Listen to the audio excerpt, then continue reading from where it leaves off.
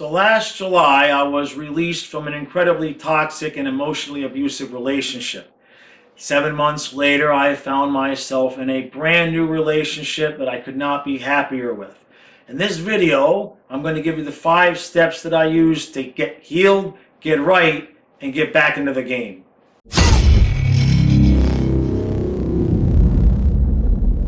We've all been there at one point or another where we've been at the end of a relationship and we find ourselves in the position of, am I quite ready to go looking for another relationship?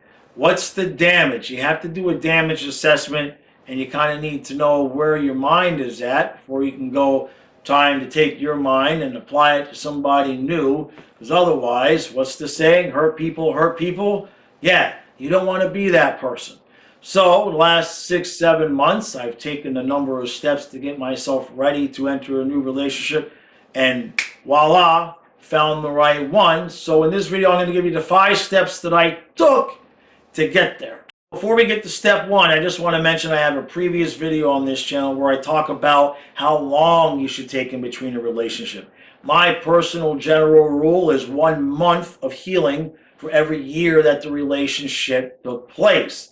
Now, I had that idea, and it just so happens that these 5 steps laid out the way I used them got me there in the 6 months after an almost 6-year relationship.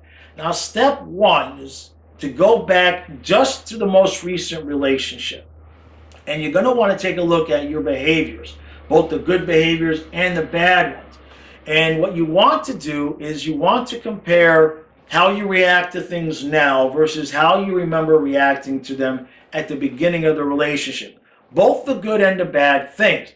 There's going to be parts of you that have changed, and as you'll find later on in the steps, you're going to want to be able to identify the things that have changed, the reasons why, and then you're going to need to determine whether or not you're happy with those changes or not. But the first step is to just go back into your most recent relationship.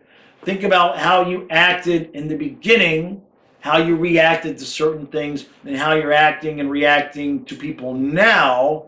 And you just take those differences and you just hold off on doing anything with them. Just look at them. The second step is to take the good things that you've learned about yourself and just put them over here. If they're good and you're happy with how you're reacting to certain things, there's no need to look any further. Those are parts of you that you're happy with. Now, what you need to do is you need to start taking a look at the things that you're not happy with. The changes that have occurred in you during this most recent relationship that you're wondering, how did you end up acting that way? Now, we all know that many times in relationships, the actions that we take may simply be a result of us trying to make the relationship work much longer than it really should have. Another thing that you're going to want to take a look at is, are the behaviors that you perceived as bad, did they end up in the end being justified? What I mean is, for an example, if you were unhappy with your girlfriend or wife's desire to have male friends, and they were consistently telling you that that was your own emotional insecurity and your issues, and then later on at the end of the relationship you found out that actually your intuition was correct, and maybe there was a reason why you didn't want them to have male friends, you might be able to excuse yourself for the behavior that you had while you were being gaslit, that they were telling you that it was fine for them to have male friends. So not every bad behavior is going to necessarily have been a result of a significant change on your part. Some of it might be more along the lines of you not holding your boundaries. Okay, you got to set your boundaries in the beginning, and if you weeble wobble on those, that's where somebody who's going to be willing to gaslight you into changing your behavior is going to take advantage of those weak boundaries. And once you've sorted out what was yours and what was theirs, then you can move on to step 3. Now you get to step 3 and you have 3 categories of things. You've got the good stuff that you're not worried about. You have the bad behavior that you might have excused yourself from because maybe you were being gaslit into acting out in a certain way. And then you had the behavior that you're really just not happy with, that maybe you need to do better on.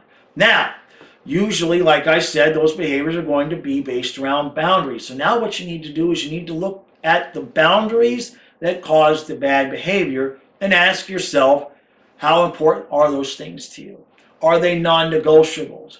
Are they things that maybe you could have been a little bit easier to deal with about? Or are they things that maybe you really should have held on to that boundary and you didn't, caused you to feel a certain way, caused you to act out? You need to know the difference between the boundaries that you've got for real and the boundaries that only crept up in the previous relationship. Because as things goes on, and as behaviors manifest and instances happen inside of a relationship, we may begin to change what we're comfortable with from the beginning of the relationship. So now you got to make sure that you look at your boundaries and say, okay, these are the things that I know I must have or must not have.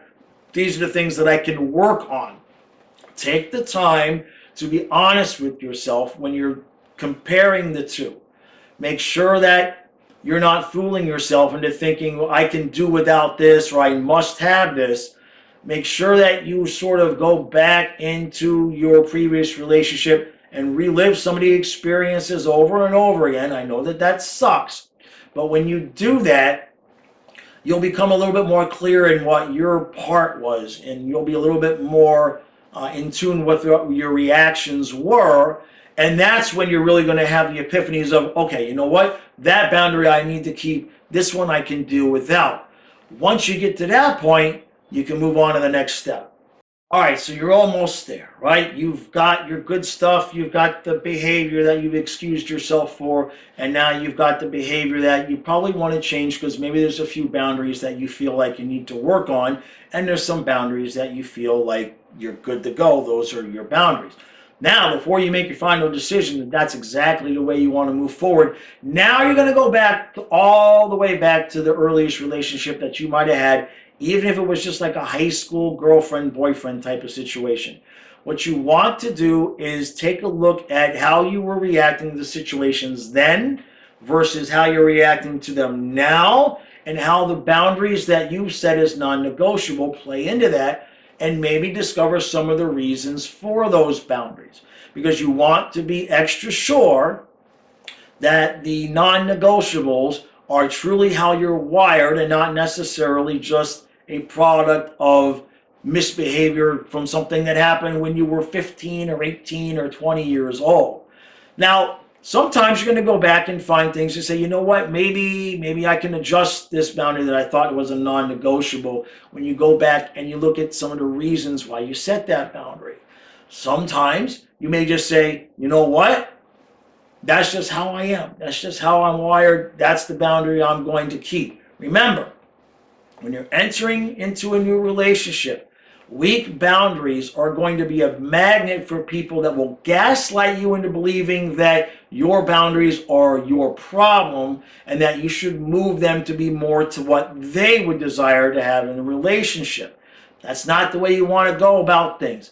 Whatever your boundaries are, they're not good, they're bad. They're just yours. There's going to be somebody that agrees with you. If you meet somebody and they don't agree with you, let them go, and that's step number 5.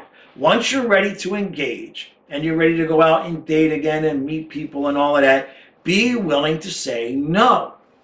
So many times people will relationship hop from one to the next to the next to the next, and there's not a lot of in between because we become so addicted in one relationship to chasing the feeling of being appreciated and loved that the first person we bump into, if they even give us a little bit of the proper attention that we were so missing in the last relationship, we might just jump on them and start maneuvering our boundaries all upside down and inside out just to fit what they want, when in reality, if you haven't done the work to go back and discover what boundaries are non-negotiables and what boundaries are you able to have a little bit of play with, if you haven't gone back and discovered that, you're just going to repeat the same pattern all over again. Now, like I said, generally speaking, 1 month for every year of the relationship, that's just the general guidelines, not like rules, right? But bottom line is, the main thing that you're going to want to do is take the time to be by yourself, and don't talk about these things with other people unless there's somebody that you absolutely 100% trust to tell you the truth. Because in relationships, when you get out, right, your friend group is basically going to support you for the most part, regardless of what story the other person is saying, and vice versa. Don't look at the same friend group. If you have the ability to just parse through this stuff yourself, you're going to get the real honest answers. And then when you're ready to represent yourself, you've got strong boundaries, and you also will have recognized in the past how your weak boundaries allowed you to be gaslit into behaviors that you never would have had in the first place had you just stopped after the most recent relationship and taken the time to sort yourself out.